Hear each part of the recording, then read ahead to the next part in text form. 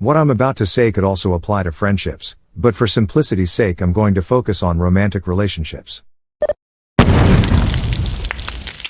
On at least 2 different occasions, I've spoken to a friend about a romantic relationship I was in, and expressed worry that I wasn't doing enough for my partner. I would say, they do X, Y, and Z for me, and I don't think I do nice things as often for them. And I'm scared they'll eventually resent this and break up with me. And my friend, whichever friend it was, I've had this conversation with more than one, looked at me funny and said something like, "You seem to have a really transactional view of relationships. Most people don't think that way." But, don't they, though? Most times that I've broken off a long-term relationship, it's because I was putting a ton of effort into maintaining said relationship and my partner wasn't, and I felt exhausted and ignored and taken for granted.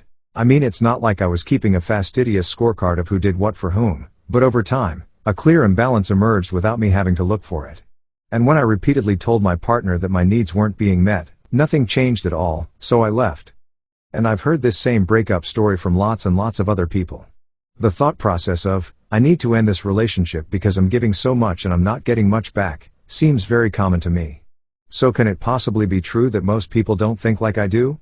What am I missing here? On a side note, to me a transaction is a very specific and clearly defined exchange like, I will give you money for this chocolate bar, or, I'll wash the car if you mow the lawn. Believing that everyone involved in a relationship should feel enriched by it doesn't feel like the same thing to me.